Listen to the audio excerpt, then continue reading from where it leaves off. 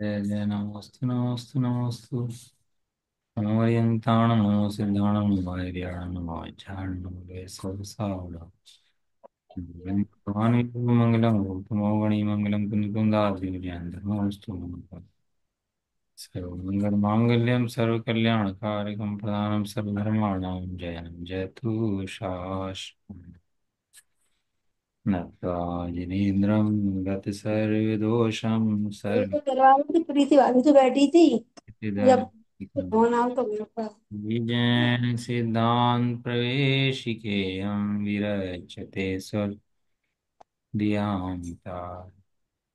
कर्म स्वरूप को जान कर कर्म स्वभाव पहचान कर तत्व को भोग कर भय सिद्ध भगवान भय सिद्ध भगवान। ये जैन सिद्धांत प्रवेशी का ग्रंथ स्वाध्याय में चल रहा है अपना। और इसके अंदर अपने प्रश्न नंबर 200 तक पूरे हो गए, जिसका कि पेपर परसों होगा, 30 तारीख को। तैयारी कर लें आप लोग इन सब की। और परसों को पहले पेपर दूसरे पेपर दोनों के नंबर लगाए जाएंगे और टोटल के आधार पे उनको बताया जाएगा कितने नंबर किसके आए। पेपर वही देने पेपर हुआ था जी, 30 क्वेश्चन का, वो 50 नंबर का था ना जी। नहीं, वो 30 ही नंबर का था कि बड़ा हो रहा था प्रश्न वो। अब अगला 30 नंबर का पेपर और नहीं तो बड़ा मतलब है। सब क्वेश्चन एक एक नंबर के थे। हाँ, सब क्वेश्चन, पहले क्वेश्चन 3 3 नंबर के थे और बाद में जो क्वेश्चन थे 1 1 नंबर के थे। तो 50 नंबर का हो गया ना जी। नहीं नहीं, 10 नंबर के, 10 10 नंबर के 10 और 10 3 नंबर के 10, तो 50। 30 अच्छा। और हाँ, 40 50 हो गया ना जी। 10 30 40 50 नंबर का हो गया। 50 का, हाँ 50 नंबर का होगा, ठीक। लेकिन क्वेश्चन 30 थे उसके अंदर। हाँ क्वेश्चन। हाँ, अब 30 नंबर का 30 पेपर क्वेश्चन का और पेपर आएगा आपका, और वो परसों होगा आप लोगों का। चलो, अब सिद्धांत परिषद चल रही है अपनी ग्रंथ। देखो, शास्त्र उठाओ तो अपना प्रयोजन साधना चाहिए। किसी भी शास्त्र से हम क्यों पढ़ रहे हैं, क्या है, धर्म मार्ग में अंधा हो जाता है जी। सब बुद्धि खो जाता है। अब धर्म कर रहे हैं, धर्म कर रहे हैं, क्यों कर रहा है भैया, धर्म का मतलब क्या है, धर्म नाम किसका है, कुछ नहीं समझता। धर्म के नाम पर बुद्धि भ्रष्ट कर लेता है अपनी। और सारी दुनिया में धर्म के नाम पर ऐसी हाहाकार मची हुई है। प्रयोजन साधते हुए पढ़ना, शास्त्र को आद्योपांत पढ़ना, अपनी रुचि से पढ़ना और अपना प्रयोजन साधते हुए पढ़ना। भोजन बनाते हो तो यदि मेहनत करते हो तो प्रयोजन क्या है भोजन करने का? क्या प्रयोजन है भोजन करने का? कि भैया भूख मिट जाए और पेट भर जाए, ये प्रयोजन है ना। और खाना तो बनाए, मेहनत करे और खाए है नहीं, तो तब प्रयोजन पूरा होता ही नहीं होता। इतनी मेहनत करता है, सब काम करता है, तो प्रयोजन पूरा हुआ कि नहीं हुआ? कि भैया प्रयोजन तो पूरा नहीं हुआ। तो प्रयोजन पूरा करते हुए शास्त्रों को पढ़ना, शास्त्रों में मूड मत होना। शास्त्र जब पढ़ो तो कुछ भी पढ़ लो, कहीं से पढ़ लो। धर्म कर रहे भैया, धर्म के नाम पर कुछ भी कर लो। धर्म कर रहे ना, अच्छी बात कर रहे ना, ऐसा नहीं। शास्त्रों के अंदर आचार्य का अभिप्राय क्या है, क्यों परिभाषाएं लिख रही हैं, क्या इनका प्रयोजन पढ़ाने का है, वो सब पढ़ते हुए शास्त्रों का अध्ययन करना। और जो भी शास्त्र पढ़ना हो आद्योपांत पढ़ना, शुरू से लेकर आखिर तक उसका अध्ययन करना, बीच में छोड़ना नहीं। और दूसरी बात, एक शास्त्र को 3 4 बार जरूर पढ़ना। जैसे अपन लोग पढ़ लेते हैं ना, एक बार रीडिंग करते हैं, तो एक बार में शास्त्र समझ में नहीं आता। कोई भी शास्त्र पढ़ोगे आप तो एक बार में क्लियर नहीं होता। उस बात को 2 बार 3 बार 4 बार पढ़ोगे तो क्या होगा, वो क्लियर होगा। आपने देखा होगा, टीवी पर ऐड दिखाते हैं, ऐड, कोई कंपनी है, फेमस कैसे हो जाती है, उस ऐड को बार बार दिखाते हैं, बार बार बार बार रिपीट करते हैं, तो उससे क्या होता है, वो दिमाग में चढ़ जाता है ऐड, वो जो बार बार रिपीटेशन उसका होता है। वो रिपीटेशन जो है ना, वो ज्ञान के अंदर वो अजीब काम करता है। गलत भी सही लगने लगता है रिपीटेशन से। एक बात का रिपीटेशन हो ना, तो क्या होता है, वो गलत चीज भी हो तो क्या लगती है, वो सही लगने लगती है। लेकिन यहाँ तो दुकान सही की है ना, लेकिन गलत का रिपीटेशन इतना है, इतना रिपीटेशन गलत का है कि वो गलत ही सही भाषण लगता है। आचार्य कुंदकुंद ने लिखा है कि इस जीव को अनादिकाल से परिचय काम भोग बंधन का है। और काम भोग बंधन तो झूठी कथा है, सत्य कथा तो है नहीं। सत्य कथा की कथा कौन सी कथा है, सत्य कथा? कि सत्य की कथा जो है वो आत्मा की कथा है। आत्मा की कथा वो कौन सी कथा है? और काम सत्य। भोग बंधन की कथा वो कौन सी कथा है? कि वो झूठी कथा है। लेकिन झूठी कथा सुनने में मजा आता है, और सच्ची कथा का परिचय नहीं है। आवाज आ रही है बराबर? आवाज आ रही है? आ रही है आ रही है। हाँ, झूठी कथा का इतना परिचय हो गया, इतना परिचय हो गया कि झूठी कथा सच्ची लगने लगी। अब क्या लग रहा है, मेरी घर है, मेरा परिवार है, मेरे पैसे हैं, पैसा आएगा तो मुझे सुख होगा, भोजन आदि मिल जाएंगे तो मुझे सुख होगा। कथा कैसी है, झूठी की सच्ची? कथा है झूठी। और लग कैसी रही है, सच्ची। तो शुद्धात्मा है, अनंत आनंद मूर्ति है, ज्ञान का पिंड है, शुद्ध है, ज्ञान घन है। ये कथा कैसी है, सच्ची। और लगती कैसी है, झूठी। क्यों ऐसा हो रहा? क्योंकि उसका कथा का रिपीटेशन बार बार सारा दिन से, सुबह से लेकर दिन रात तक, बचपन से लेकर आज तक भोगों में रिपीटेशन हो जा रहा। अब खाना खा के लगता है खाना खाने से सुख है, खाना खाओ तो भूख मिटती है, और वो भूख मिटने से सुख होता है। अब वो भ्रम पैदा हो गया ना उसको, कि खाना खाओ, भूख मिटेगी, भूख मिटेगी तो सुख हो जाएगा। लेकिन वहां खाना खाने भूख मिटने से सुख नहीं हुआ, वहां जो जीव की इच्छा का अभाव हुआ है, उस इच्छा के अभाव से सुख हुआ है। भूख मिटने से सुख नहीं होता। इच्छा के उत्पन्न होने से दुख होता है, और इच्छा के अभाव होने से सुख होता है। लेकिन ऐसा स्वभाव ना जानता हुआ, इंद्रियों के द्वारा, विषयों के द्वारा भोग भोग करके उनसे सुख मानता है। इस बुद्धि को तोड़ने का उपाय जैन शास्त्रों के अंदर है। उपाय कहाँ लिखा हुआ है? उपाय विचार करना। जैन शास्त्रों के अंदर उपाय दिया है इस भ्रम बुद्धि को तोड़ करके आत्म बुद्धि करने का और मोक्ष में जाने का। लेकिन कब प्राप्त होता है वो? जब उसको भेद विज्ञान करे, चिंतन करे, ध्यान से पढ़े, उनकी विधि को समझे, तब। एक सेठ जी थे, उनका पास लड़का था। सेठ जी बहुत बड़े जोरी थे, सुनार थे। उन्होंने क्या करा, टाइम आया उनका, पता लगा किसी ने कह दिया भाई बीमारी तुम्हें लग गई है, और बीमारी से तुम मरोगे, इसके अंदर बीमारी से तुम बच सकते नहीं, ऐसी बीमारी तुम्हारे को लग गई है। उस सेठ जी को लगा भैया बच्चा छोटा है, क्या करूं। सारी धन संपत्ति बेची और एक रत्न खरीदा। छोटा सा रत्न था, संपत्ति बेच करके। अपन लोग भी ये करते हैं ना, आपदा काल के अंदर सोने के रेट बढ़ जाते हैं एकदम से। क्यों बढ़ जाते हैं आपदा काल के अंदर सोने के रेट? जब युद्ध छिड़ता है कहीं, तो सोने के रेट भाग जाते हैं, क्यों?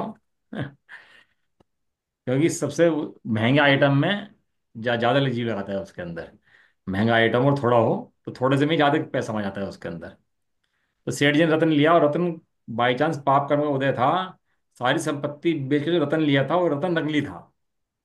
वो रत्न क्या खरीद लिया? नकली खरीद लिया वो रत्न। है। बच्चे को पोटली में बांध दी और दे के चले गए, कि बेटा कभी कोई समस्या हो तो इसको बेच देना, और जो धन मिलेगा वो मेरा दोस्त है, उसे दे आना, और रत्न ले लेगा, और उससे पैसे लेकर अपना इस्तेमाल कर लेना। सेठ जी गुजर मर गए। अब बेचारा बच्चा गरीब था, जिंदगी काट रहा था। अब गरीबी की जिंदगी काटते काटते उस दिन विचार आया कि पिताजी ने मुझे रत्न दे रखा है, अब उसे बेचूंगा, और क्या करूंगा, अपना व्यापार करूंगा, है, अपना सुखी से रहूंगा। वो गया उनके दोस्त के पास। तो सेठ जी ने पुटलिया खोली। पुटलिया खोल कर देखा कि रतन जो है ना, ये नकली है। लेकिन इसे मैंने कह दिया ना अभी नकली है, तो मेरे पर विश्वास नहीं करेगा, और मुझे झूठा ठहरा देगा वो। है। तो कहना बेटा एक काम कर, पोटली बांध के ले जा, तू घर रख दे इसको ले जा करके, थोड़े दिन बैठ मेरे पास, और काम सीख, धंधा सीख, थोड़े दिन बैठ करके। है ना, जब धंधा सीख लेगा कोई बात नहीं, रतन तो खरीद लेंगे, कोई बड़ी बात नहीं है।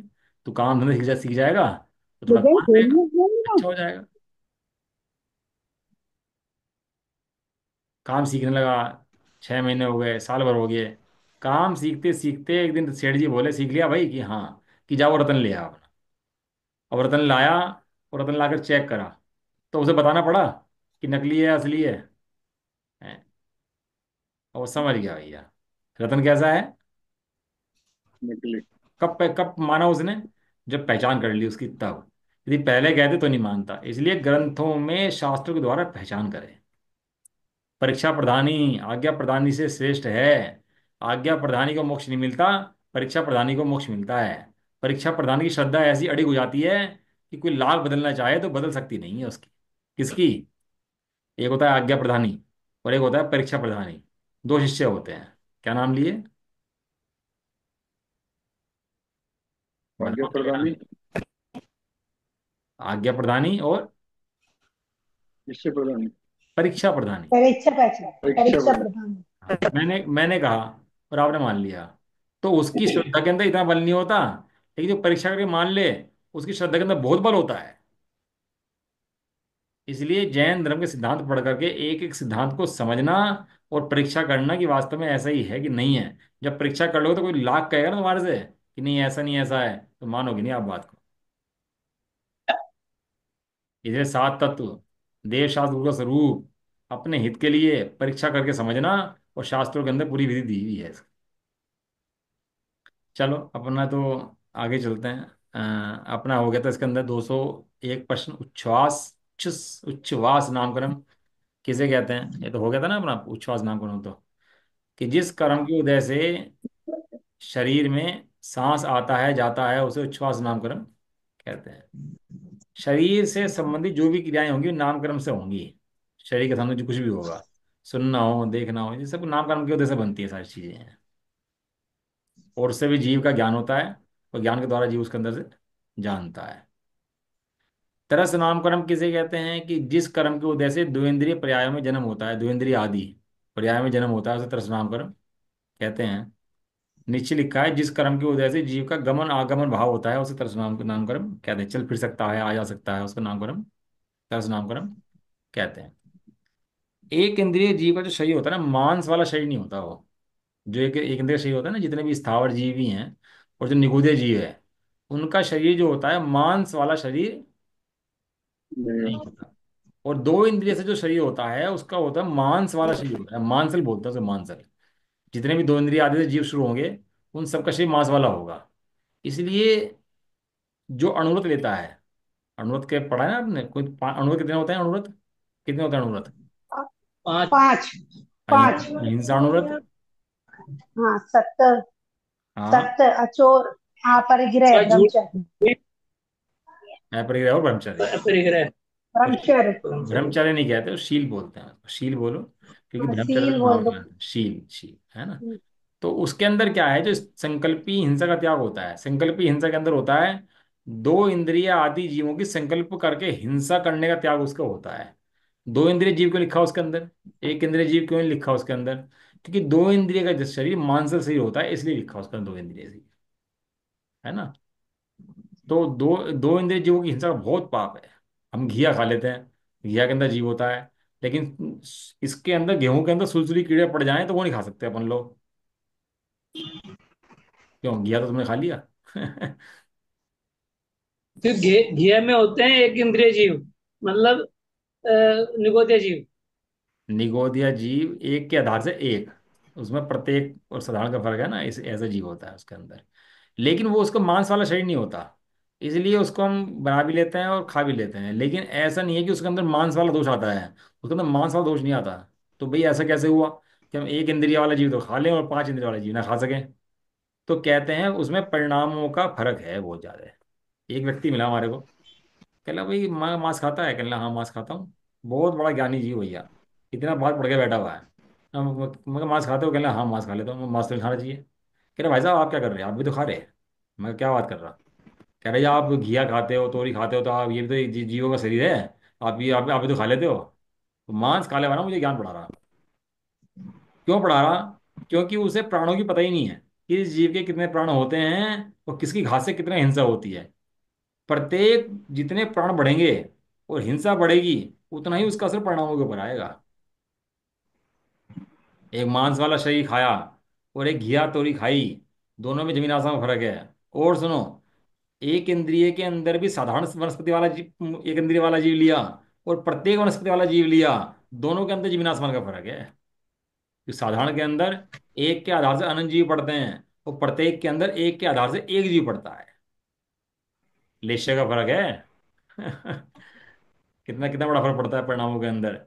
कि जी ये काम करो, एक हाथी ले आओ उसे मार लो और महीने भर काम चल जाएगा, इतने जीवों की हिंसा बच जाएगी। इतने घिया लोगे, तोरी लोगे, इतना सब लोगे, तो इतनी हिंसा तो बचेगी। एक हाथी मार लो अपना उठा करके, बड़ा सा है। तो कहते हैं परिणामों की अनंत हिंसा का पाप लगेगा। पूरी जिंदगी नहीं, पूरे 10 100 भव तक भी घिया खाता रहे तो इतना दोष नहीं है जितना एक एक मांस की कणिका खाने के अंदर है। कणिका मांस की। क्यों? क्योंकि उस मांस की कणिका में प्रत्येक समय तरह जीवों की उत्पत्ति होती रहती है। जैसे कोई हाथी का जीव है और हाथी का जीव मरा, तो उसकी जो मांस की कणिका होगी ना, उसमें हाथी के जैसे ही जीव अनंत असंख्यात प्रत्येक समय पैदा होते रहेंगे और मरते रहेंगे। पता है आपको, नहीं पता इस बात का? भैंस मरेगी तो हाँ जी। भैंस जैसे आकार के, भैंस जितने बड़े नहीं, कोई सोचे भैंस जितने बड़े, साइज भैंस जितना नहीं, उस लेकिन जाति के, उस भैंस जाति के, जाति उसके के। उसके जैसे उस छोटे सूक्ष्म अनंत जीव उसके अंदर प्रतिशत पढ़ते रहते हैं और मरते रहते हैं। देखो मैं बताता हूँ आपको एक चीज मजे की, आपको सुन बड़ा आश्चर्य होगा, और आप पता नहीं उसको बात को कैसे लोगे, क्योंकि सब जीवों के जीवन के अंदर है ये चीज। और आप कहोगे भैया चीज में पढ़ाया करो, हमारा खाना पीना छूट जाता है वास्तव में। अब करूँ, लेकिन क्या करूँ, मेरे सिद्धांतों की पढ़ाने की मजबूरी है। तो मुझे चढ़ना नहीं होगी पढ़ाना, मुझे करना नहीं होगी पढ़ाना, मुझे पढ़ना नहीं होगी पढ़ाना, मुझे द्रव्य नहीं पढ़ाना। अब भैया मैं तो पढ़ाऊंगा। अब ये तो बात सुन के आपको बड़ा आश्चर्य हो जाएगा कि जो आप दूध लेके आते हो ना भैंस का निकला हुआ, हम लोग भी लाते हैं, हम लोग बाल्टी ले आते हैं अपनी, पानी ले आते हैं अपना बोरिंग का निकला हुआ, छना हुआ। उस छने हुए पानी से थन धुलवाते हैं उसके, कपड़े से पुछवाते हैं जिससे गंदी बूंदी टपक ना जाए पानी की उसको लगेगी। फिर बाल्टी में निकलवाते हैं अपनी, और उस बाल्टी को लेकर के अपने हाथ से धो नाप के और घर पे ले आते हैं। हमारी व्यवस्था ही है। और ला करके उसको उबाल दे देते हैं। अब आप समझो, जो दूध आप अमूल का ले आए, दूधिया ले आया, कोई भी ले आया, दूध हो गया, और दूध निकले हुए 48 मिनट से ज़्यादा हो गई है।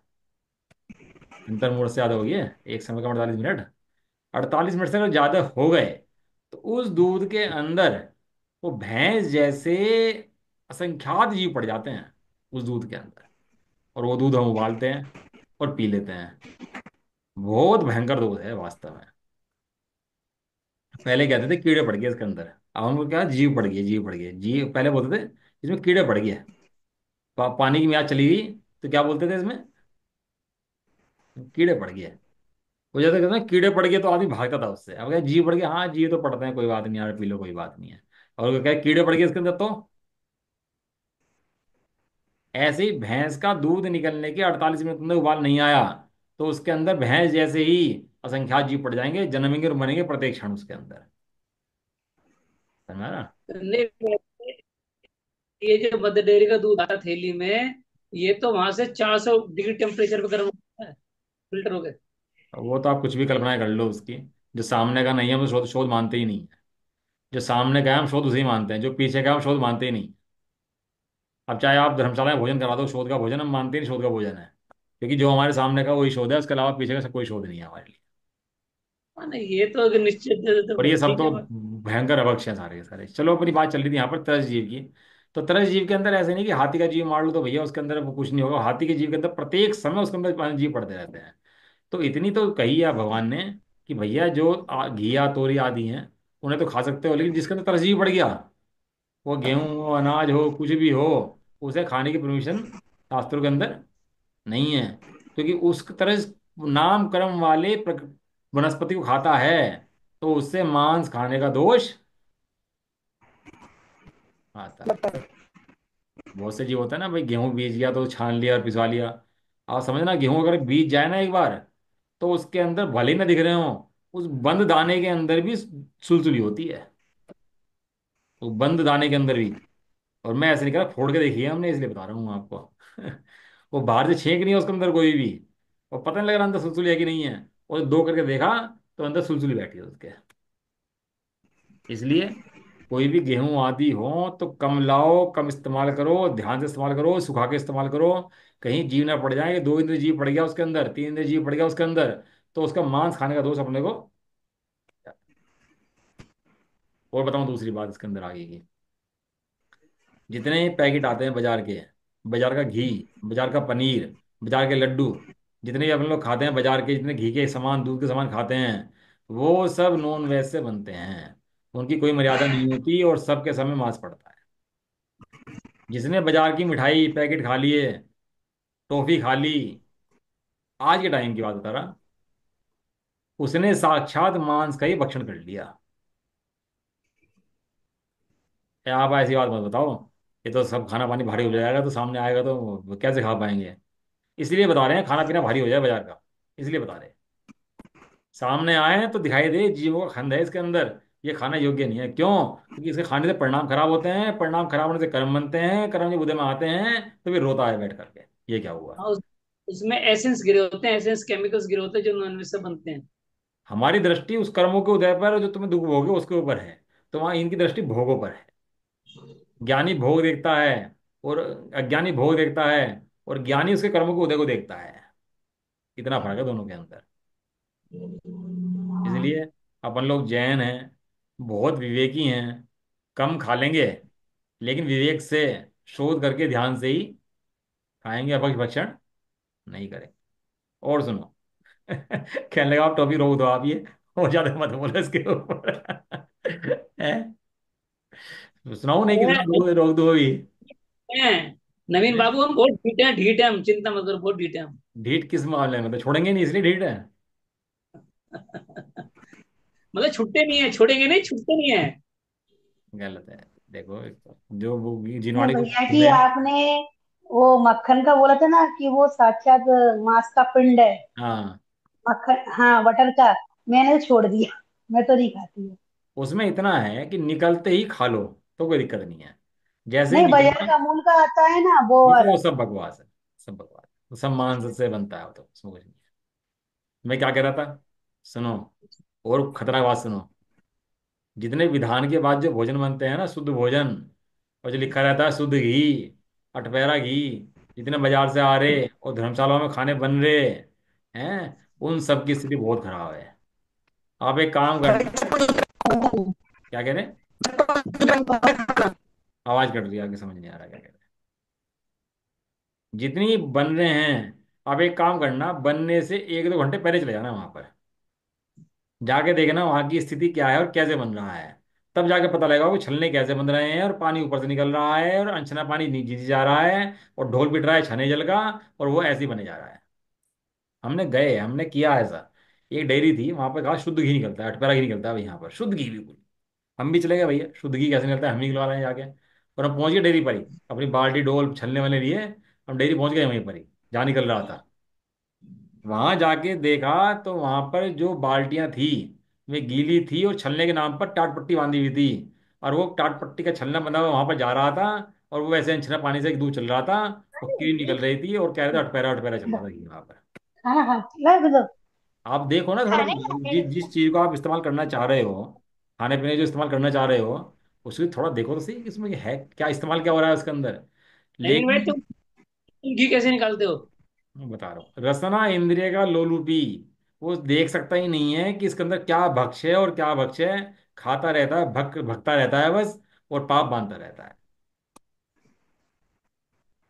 कुछ नहीं होता, दूध लाए और उसके अंदर मलाई निकली, 24 घंटे के अंदर मलाई निकाली और उसका मक्खन बनाया और घी निकाल दिया, उसका कितनी देर काम है उसके अंदर। चौबीस अटपटा घी घंटे के डाल अंदर दो, कितनी मलाई निकलेगी? 24 घंटे के अंदर कितनी मलाई निकलेगी? 1 चम्मच, 2 चम्मच? जो निकलती है एक, कम इस्तेमाल करो, लेकिन कम इस्तेमाल करो उसको। एक निकल चम्मच घी जाता में है, से अच्छे से निकल। निकल जाता है, ऐसी बात नहीं, सब काम चल जाता है। यहाँ बात चल रही तरस नाम कर्म।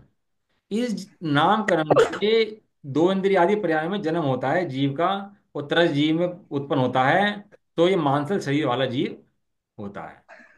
स्थावर नामकरण, जिस कर्म के उदय से पृथ्वी जल अग्नि वायु और वनस्पति पर्याय में जन्म होता है, उसे स्थावर नामकरण।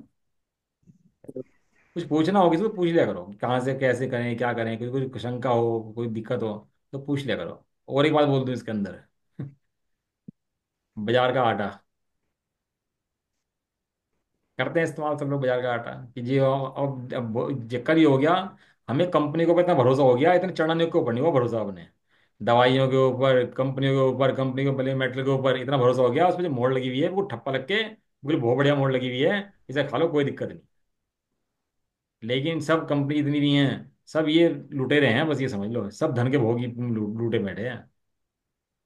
पार्ले जी का बिस्कुट आपको देखा होगा, उस पर ग्रीन सिंबल बना होता है, लेकिन उसके अंदर मांस पड़ा होता है। पार्ले के जितने प्रोडक्ट हैं और सब हम लोग के घर में खाए जाते हैं, तो उन सब के ऊपर रेड ग्रीन सिग्नल है, और रेड बना हुआ है वो, ऐसी दवाइयों के अंदर है। इन कंपनियों ने क्या किया है, पैसे दे देकर उस मांस का कोड रख दिया, उस कोड को वेज में कन्वर्ट करा दिया, पीछे से पैसे दे करके। और वो पैसे देकर कोड कन्वर्ट कराया, और कोड लिख देते हैं उसके ऊपर, पता होता नहीं कोड क्या है, और ग्रीन सिग्नल लेके चलता रहता है। जितने पार्ले जी के प्रोडक्ट हैं सबके अंदर मांस है। मेरे पास आर्टिकल है, मैं ऐसे नहीं कह रहा। मैं राइट अप है इसका पूरा पूरा लिखा हुआ, और मेरा नहीं, गूगल का राइट अप दूंगा आपको, जो चीज़ बताऊंगा आपको। आपको लगता होगा कि अपनी कुछ भी करते रहते हैं, ये गूगल वगैरह से प्रूव्ड है ये सब चीज़ें। इसीलिए कहते हैं जिसने बाजार का खा लिया उसने सब खा लिया। कहीं भी जाओ, अपना इंतजाम करके जाओ, अपना इंडक्शन, अपना कुकर, अपने चावल दाल लेकर जाओ, बनाओ खाओ अपना, और अच्छे से रहो। कौन कहता है बाजार खाने के लिए? ये बाजार का सारा भैया भक्ष है ये। चलो, स्थावर नामकरण किसे कहते हैं? जिस कर्म के उदय से पृथ्वी जल अग्नि वायु और वनस्पति पर्याय में जन्म होता है उसे स्थावर नामकरण कहते हैं। जिस ये कर्म के ये उदय से पांचों जी एक इंद्रिय जीव होते हैं इन सब में। सब में एक इंद्रिय जीव होता है, पृथ्वी में, जल में, अग्नि में, वायु में और वनस्पति में, सब में एक और इंद्रिय जीव। वायु जो मतलब ऑक्सीजन जो लेते हैं उसमें भी एक इंद्रिय जीव है। हाँ, उसके अंदर भी एक इंद्रिय जीव, जो वायु का एक जीव हो, एक इंद्रिय जीव है। तो ये जो हम मच्छर ऑक्सीजन वगैरह लेते हैं पड़ते हैं, छोड़, वे दो इंद्रिय तीन इंद्रिय जीव हैं। ये जो ऑक्सीजन हम लेते हैं छोड़ते हैं उसमें भी जीव का वो हो रहा है। हाँ, उसमें प्रत्येक समय जीवों की हिंसा चलती रहती है। जब हम सांस लेते हैं छोड़ते हैं तो जीव अनंत असंख्यात जीव प्रत्येक क्षण अंदर जाते हैं और मरते हैं, और वो असंख्यात जीव बाहर निकलते हैं। वो हवा की सांस से बहुत जीव मरता है इसके अंदर। लेकिन चूंकि वो मजबूरी या बुद्धिपूर्वक है, हाथी चले तो चींटी मरे तो हाथी को उसका पाप नहीं लगता। ऐसे ही यहाँ सांस ले लेने से, लेकिन परमार्थ करे तो उसका पाप तो लगता है। ये पांच पर्याय हैं, इनमें जन्म होता है अच्छा, तो स्थावर नामकरण। एक एक चीज पूछूं। हाँ। जैसे स्थानक पासी में मुंह पट्टी लगा के रखते हैं महाराज, हाँ। और अब वो मुंह के आगे लगी रहती है लगातार हम्म। 24 घंटे। हाँ।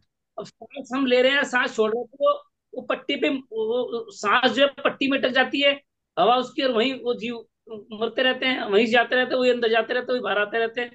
तो उसमें तो दोष लगना चाहिए हिसाब से, तो जिस हिसाब से आप बता रहे कि उसमें सांस दोष लेना छोड़ने उसमें का दोनों दोष तरफ। लगता है, सही कह रहे हैं आप। वो इसलिए लगता है कि जब बोलते हैं तो थूक पड़ता है उसके अंदर, थूक में जी पड़ते हैं, सांस लेते हैं सांस में जी पड़ता है। तो उस पट्टी के अंदर प्रतिक्षण हिंसा चलती रहती है। वो जितनी हिंसा हमें अभी है, अभी भी चलती है हिंसा, लेकिन उसमें पट्टी में और ज्यादा हिंसा है उसके अंदर। वो पट्टी तो एक्चुअली था क्या कि शास्त्र पढ़ते समय, बोलते समय मुंह से थूक की शीट निकलती है, थोड़ा सा ऐसे कपड़ा रख लेते थे पहले कि भाई चलो कपड़ा रख लो, ये थूक की शीट ना पड़े। और कपड़ा रखते रखते वो पट्टी में मगरमट होगी। ये बात तो ये है। हम भी शास्त्र पढ़ते हैं, थोड़ा सा मुंह ढक ढक लें, भगवान की भक्ति करो पास में जाके। तो बोल के नहीं, तो भी भक्ति निकल करो। जाता है, वो भी निकल जाता है, छिड़ता है। बोल के भक्ति करो ना भगवान की बात पास में जाके, तो इसलिए भगवान की जब पास जाते हैं ना हम, तो बोलते नहीं है, भगवान से दूर खड़े होकर बोलते हैं, क्योंकि थूक की छिड़ जाती है भगवान के ऊपर। इसलिए हम कभी भक्ति आदि पढ़ते हैं भगवान के पास तो भगवान के निकट जाके नहीं पढ़ते। और जैसे आजकल तो पढ़े, पता नहीं होता ना लोगों को, अज्ञान का बहुत प्रभाव है, तो लोग वहीं जाके पढ़ते हैं निकट में जाकर के, तो थूक की छीट जाती है भगवान के ऊपर। शास्त्र का भी ऐसे ही है। तो थोड़ा मुंह ढक लेता है, लेकिन वो मुंह पट्टी बन गई उसके लिए, तो मुंह पट्टी में बहुत जी पड़ता है। चलो, इसलिए पांच वनस्पतियां होती हैं, इनमें जन्म हो, पांच पर्याय में जन्म होता है, उसे स्थावर नामकरण कहते हैं। ठीक है, बराबर बात है। कोई क्वेश्चन तो नहीं इसके अंदर स्थावर में तरसने में? कि नामकरण होते हैं जीव बदल जाता है, कोई एक इंद्रिय होता है वो दो इंद्रिय बन जाता है, तीन इंद्रिय बन जाता है, फिर एक इंद्रिय बन जाता है। ऐसे पर्याय जीव की बदलती रहती हैं। अगला अग्नि में क्वेश्चन भी आता है जीव होते हैं, महत्वपूर्ण। अग्नि जब जलाते हैं तो उसके अंदर से जीव उत्पन्न होते हैं। हाँ, बिना अग्नि के जीव नहीं, बिना जीव के अग्नि जल सकती। उसमें चेतन द्रव्य चाहिए। अग्नि जड़ है, लेकिन बिना जीव के नहीं जल सकती। जैसे हम शरीर चल रहा है, तो तय होता है ना कि यहाँ पर कोई जीव है। ये बिना जीव के शरीर चल नहीं सकता, है कि नहीं है ऐसा? ऐसे ही बिना अग्नि जीव के अग्नि नहीं जल सकती। अब 20 दीपक जल रहे हो तो वहाँ 20 जीव हैं। आपने देखा होगा मंदिरों के अंदर रिम झिम लाइट लगा देते हैं, दिवाली पे लगा देते हैं अपने, रिम झिम लाइट। आपको पता है उसमें जीव हिंसा होती है प्रत्येक समय। जितनी बार लाइट जलेगी बुझेगी जलेगी बुझेगी, उसे प्रत्येक समय जीव मरता रहेगा। इसलिए अपन लोग ये रिमझिम लाइट इस्तेमाल नहीं करते। अब करने लगे लोग, अज्ञानता है ना, लोगों को पता नहीं है एक्चुअली इस बारे में, तो लोग करते हैं इस्तेमाल। लेकिन वो रिमझिम वाली लाइट मंदिरों आदि में तो बिल्कुल भी इस्तेमाल नहीं होनी चाहिए, क्योंकि उसके प्रत्यक्ष बड़े भयंकर हिंसा है उसके अंदर। है। ठीक है। और अपन लोग रिमझिम लाइट के अंदर टेप लगा देते हैं, ऊपर टेप चिपका देते हैं उसके ऊपर, देखा मैंने, लाइट लगाते हैं और टेप लगा देते हैं उसके ऊपर, देखा? आप कभी देखना उस टेप के ऊपर कितने जीप जीप चिपके रहते हैं। मैंने देखा है, इसलिए बता रहा हूँ आपको। टेप से नहीं चिपकाना, रस्सी से बांध लेना चाहे, और ऐसी लगाना जिससे लुप चुभना हो इसके अंदर। श्रावक शब्द है, श्रावक। श्रावक का क्या मतलब है? श्रद्धावान, विवेकवान, क्रियावान। क्या मतलब? श्रावक के तीन मतलब है, श्रावक, श्रद्धावान, भगवान। और क्रियावान। जैनी मतलब विवेकवान। विवेक को पहले रखेगा, बाद में काम करेगा।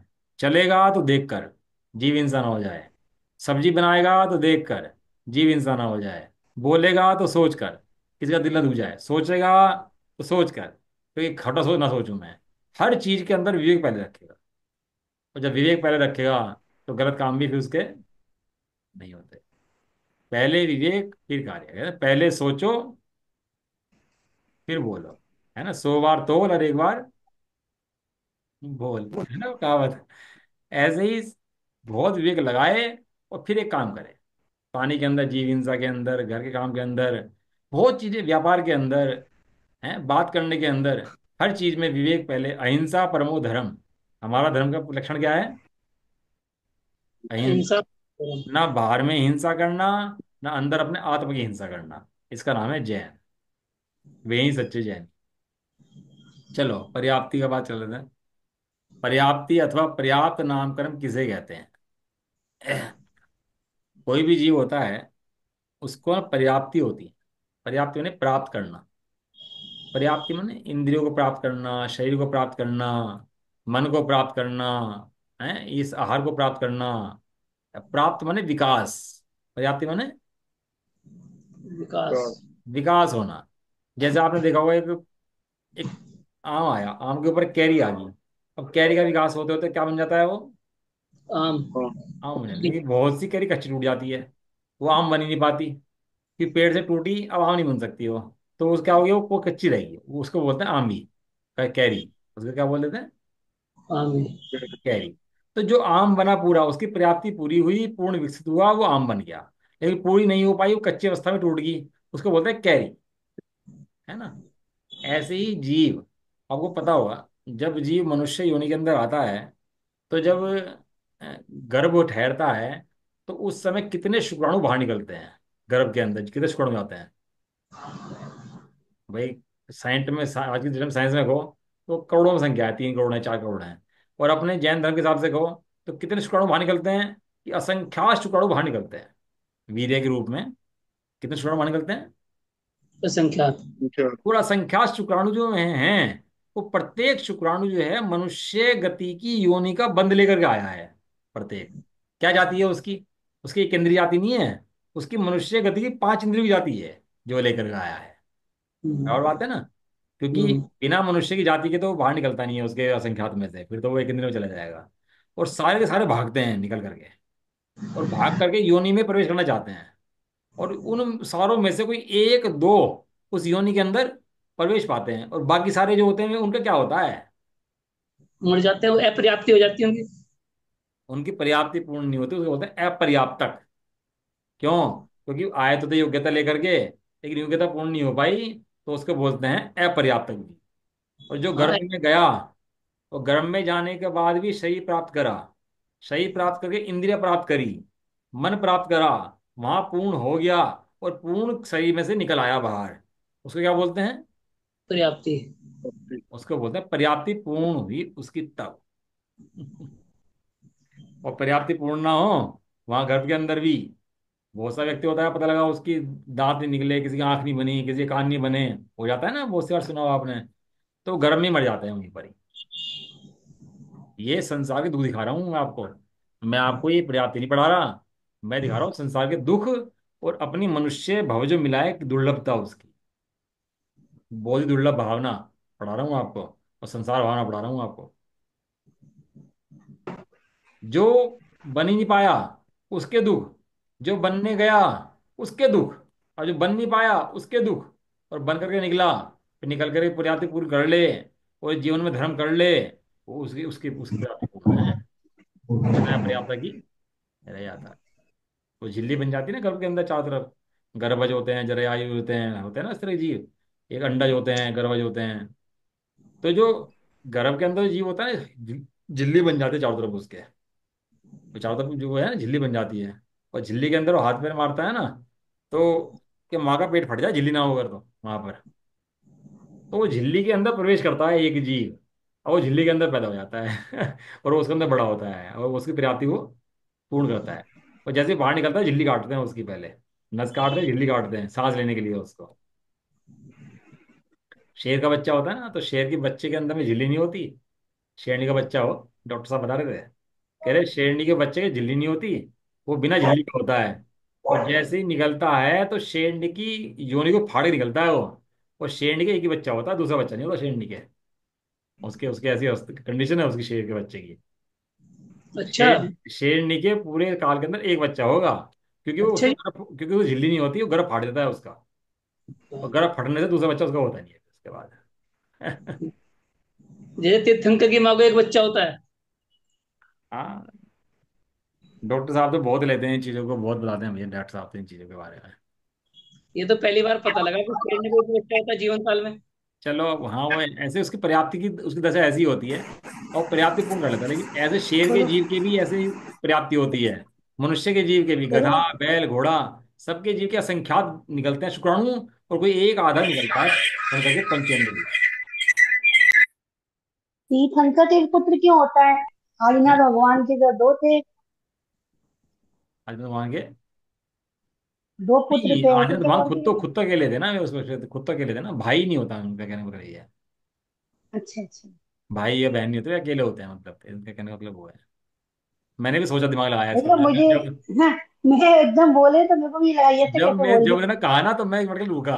मैंने पूरा दिमाग लगाया 24 बजे, किसी के भाई बहन तो नहीं हुआ किसी के। तो मुझे हमको मिला नहीं दिमाग में सर्च मारने पर।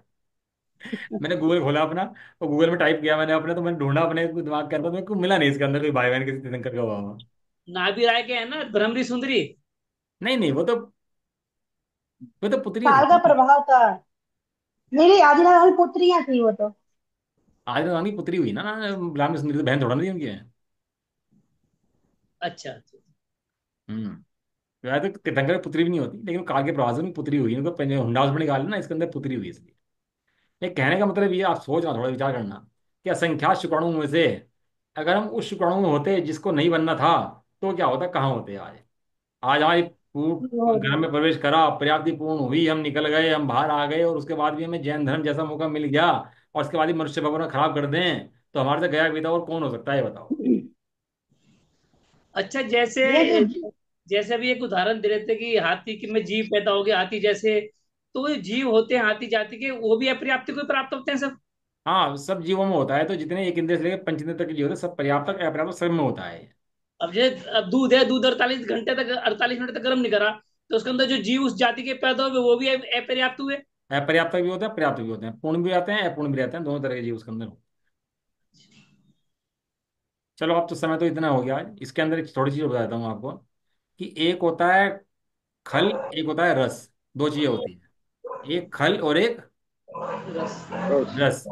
जैसे आप सरसों का दाना देखा होगा आपने, तो सरसों के अंदर दो चीजें होती हैं, एक तो खल होती है और एक उसके अंदर तेल होता है ना, जैसे पेल लेते हैं उसके अंदर अलग नहीं है, गन्ना होता है, गन्ने के अंदर तो वो जो उसकी खोई होती है, और एक उसके अंदर रस रस होता होता है। ऐसे ही शरीर के अंदर दो चीजें होती हैं, एक होता है खल, एक होता है रस। जितनी हड्डियां और जितना ये सॉल्ट बनता है ना, ये सब तो बनता है खल से, और जितना पानी की इसके अंदर मात्रा है ना, वो बनता है रस से। दो चीजें होती है इसके अंदर। ये सब नामकरण से बनता है, सब चीजें हैं। ये नामकरण संरचना करता है, किसकी खल की भी, रस की भी, कितना रस होना चाहिए, आंख के अंदर कितना पानी होना चाहिए, कान के अंदर कितना पानी चाहिए, त्वचा पे कितना पानी होना चाहिए। तो डॉक्टर साहब परेशान है अपने आंख की वजह से, वो पानी कम हो गया उनकी आंख का। हैं, अब ऐसे बहुत सब चीजों के शरीर के बैलेंस पूरा बराबर बना रहे हैं, कितना पानी होना चाहिए, कितना सूखा होना चाहिए, कितना कहाँ पे बैलेंस हवा होनी चाहिए, वो सब का बैलेंस बना के रखे, वो उसका नाम है नामकरण। अब बताओ, इस असंख्या अनंत प्रदेश जो है पुद्गल पुराणों में, इनकी व्यवस्था को बराबर बना के रखे, तो कैसा पुण्य को तो चलता होगा पीछे से उसके। नहीं तो एक एक रोग में भयंकर भयंकर दुख हैं। शरीर पूरा स्वस्थ हो और एक रोग हो, तो पूरा पूरा दिमाग एक तरफ कर देता है वो, उसको भोग नहीं सकता वो सबको, उसके एक टेंशन बन जाए, कोई शरीर में रोग आ जाए, एक आ जाए बस। तो बताओ, इतना असंख्यात परमाणु उदय चल रहे पुण्य के, क्या होता है उसका बताओ। कहीं व्यापार में लॉस हो जाए, शरीर में रोग हो जाए, तो होता क्या है फिर, दुख होता ही नहीं होता, सारा सुख चला जाता ही नहीं, चला जाता एक कषाय से। इसलिए कहते हैं, जब तक भैया कषाय का उदय नहीं है, परिणाम शांत हैं, तो कुछ करो मत ना करो। इस ये संसार का स्वरूप दिखा रहे हैं ना, असंख्यात जीव निकल रहे हैं, भटक रहे हैं, ये कमाई धंधा तो मनुष्य का, जीवों का दिमाग खराब हो गया। पैसे कमाओ तो जीवन चलेगा, इतना बड़ा लोग बिना पैसे के चल रहा। ये तो मनुष्य को लगने लगा पैसा करो तो भैया जीवन चलता है, पैसे के बिना जीवन नहीं होता। इतना बड़ा लोग बिना पैसे के चले जा रहा, भागे जा रहा और मरे जी जा रहा। ये तो कोई तत्वज्ञानी बिरला जी तत्वज्ञान करके संसार से निकलने का उपाय करता है, इन बातों को समझता है और संसार से निकल जाता है। ऐसा। चलो कल पढ़ाएंगे व्याप्ति इसकी, बहुत की परसों भैया जो का। उद्योत माने क्या होता है? उद्योत नाम कर्म किसे कहते हैं? एक आतप उद्योत दो है ना, आतप में गर्म, उद्योत में ठंडा। उद्योत में ठंडा। वो मैं आज एक क्वेश्चन पढ़ रहा था, उसमें ये स्वरूपाचरण चारित नहीं समझ आया मुझे। स्वरूप स्वरूपाचरण चारित समझ नहीं आया। स्वरूपाचरण चारित्र माने अपने आत्मा में रमण करना, उसका नाम होता है स्वरूपाचरण चारित्र। इसका दूसरा नाम सम्यक्ताचरण चारित्र। ये सम्यक दर्शन में होता है। जब सम्यक दर्शन जीव को होता है तो स्वरूप में रमण करता है, तो रमण जो करता है उसको बोलता है स्वरूप आचरण चारित्र। अच्छा। नहीं तो जैसे जैसे इसमें लिखा भाई, जो अनंतानुबंधी को का जो अनंतानु जो बंदी है वो स्वरूपाचरण का घात करता है। तो हाँ, अनंतानुबंधी तो मिथ्यात्व जो मिथ्यात्व होता है उसको होती है। मिथ्या दृष्टि के मिथ्यात्व और अनंतानंदी रहती है। और हम्म, मिथ्यात्व अनंतानंदी का काम क्या है कि स्वरूप में रमण न कर दे, स्वरूप में बैठने न दे, उसका नाम है अनंतानुबंदी। तो स्वरूप में चरण चारित्र में ना करने दे उसको, स्वरूप में ना रमने दे, उसका नाम है अनंतानुबंदी। उसको नास्तिक पक्ष से तो उठाया हमने भाषा को। जो आत्मा को ना देखने दे, है ना? हाँ, यह आत्मा देखना मतलब अच्छा। कहने का मतलब है कि चौथे गुण स्थान से शुरू होती है ये। हाँ, स्वरूप चारित्र 14 शुरू होता है। कोई और प्रश्न? चिंतन का भैया कोई 200 तक ही आएंगे ना भैया एग्जाम? है? 200 तक ही आएंगे ना क्वेश्चन? हाँ, 200 तक जाएंगे। चलो ये, निज निधि निज में बताई, बताइए अनंत उपकार है, इसके लिए बिनवाने माँ को वंदना बाहर है। नमोकार।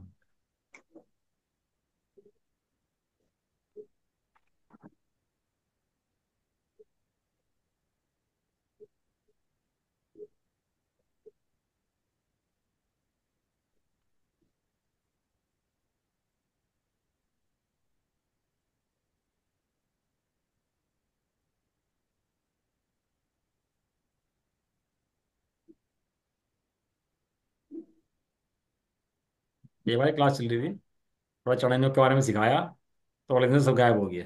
एक जगह चल रही थी क्लास क्यों? क्योंकि इन्होंने हमें चढ़ने के बारे में सिखा दिया। तो पंडित जी ने बुलाया सबको और कहने लगे भैया हम इस बारे में कोई बात नहीं करेंगे, तो तब तो समझ लो कोई बात नहीं है। लेकिन ये भी अपने हित की बात है ना, समझना आप। जय बोलो दक्षिण माता की, जय जय हो, जय हो, महान जैन धर्म की। जय जय हो। हो, जय हो। एक साथ बोलिए। जय जय जय। सबको जय जय जिनेंद्र, जिनेन्द्र, सभी सभी को को जय जिनेन्द्र। सभी को जय जय।